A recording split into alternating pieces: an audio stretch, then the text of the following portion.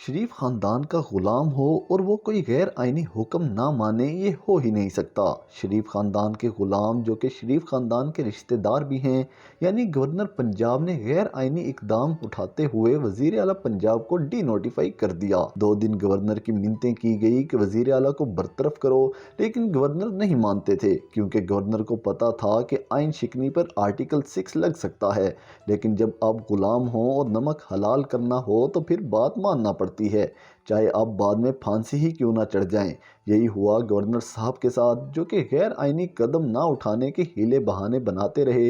लेकिन आप जब गुलाम होते हैं तो आका को कब तक टाल सकते हैं, और आखिरकार आपको करना वही होता है जो आका का हुक्म होता है, जिस पर अमल कर दिया गया। पहले हम आपको बता दें कि गवर्नर साहब हैं कौन और इनका शरीफ खानदान से क्या ताल्लुक है। गवर्नर पंजाब बलीगुर रहमान का ताल्लुक भी शरीफों की मियाँ फैमिली से है। इनका ताल्लुक जनूबी पंजाब के शहर भावलपुर से है। इनके वालिद अकीलुर रहमान ने 1985 में सियासत का आगाज़ किया और नवाज शरीफ की पार्टी में शामिल हो गए।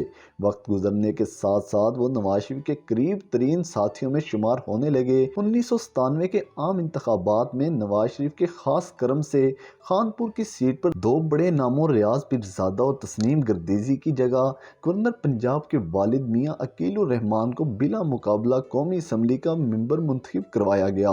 वालिद साहब की तो 5 उंगलियां घी में थी ही, लिहाजा बेटे ने भी इस खेल में शामिल होने का फैसला करते हुए 2008 में बाकायदा सियासत में एंट्री मार दी। भावलपुर के हल्के NA 185 से कौमी असम्बली के मेंबर मुंतखब हुए और 2013 में भी इसी सीट से इलेक्शन जीते, जिसके बाद मियाँ नवाज शरीफ ने खास अनायत करते हुए इन्हें अपनी काबीना का हिस्सा बनाया। इन्हें न सिर्फ वजारत मुमलिकत बराए तलीमी अमूर बल्कि वजारत मुमलिकत बराए दाखिला का चार्ज भी सौंपा गया। 2017 में जब मियाँ नवाज शरीफ की हुकूमत ख़त्म हुई और शाहिद खाकान अब्बासी वज़ीर आज़म बने तो मियाँ बलीगुर रहमान इनकी काबीना में भी वफाकी वज़ीर तालीम रहे। 2018 में जब मियाँ साहब बाहर चले गए तो मियाँ बलीगुर रहमान से जैसे दस्ते शफकत उठ गया हो, और 2018 के आम इंतखाबात में मियाँ बलीगुर रहमान अपनी सीट भी न जीत पाए। चूँकि मौसूफ मियाँ ख़ानदान के पुराने खिदमतगार थे तो नून लीग की हुकूमत कायम होते ही इन्हें गवर्नर पंजाब बना दिया गया।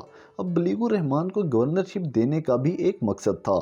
काफ लीग के मुनहरिफ लोटे तारिक बशीर चीमा और मियाँ बलीगुर रहमान एक ही हल्के से ताल्लुक़ रखते हैं। 2018 के इलेक्शन में तारिक बशीर चीमा मियाँ बलीगुर रहमान से ही ये नशिस्त जीते थे, लेकिन तारिक बशीर चीमा को अब नून लीग ने इस हल्के के टिकट का वादा कर रखा है, इसलिए बलीगुर रहमान को गवर्नरशिप देकर उनसे नून लीग का टिकट ले लिया जाएगा और वो अजीम लोटे तारिक बशीर चीमा को दिया जाएगा।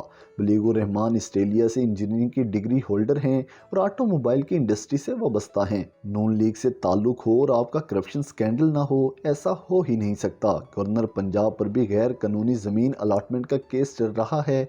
अब गवर्नर पंजाब को बखूबी अंदाज़ा था कि वज़ीर आला पंजाब को बरतरफ करना गैर कानूनी है। इन्हें यह भी पता है कि इस पर गद्दारी का मुकदमा बन सकता है, जबकि नून लीग के शरीफ बरादरान पर कोई भी मुश्किल वक्त आता है तो वो तो मुल्क से भाग जाते हैं, तो इन्हें कौन बचाएगा। लेकिन साला साल की नवाजिशात के होते हुए गवर्नर पंजाब कैसे इनकार कर सकते थे, तो गवर्नर पंजाब ने भी आंखें बंद करके छलांग लगा दी और अब मामला कोर्ट में जाएगा।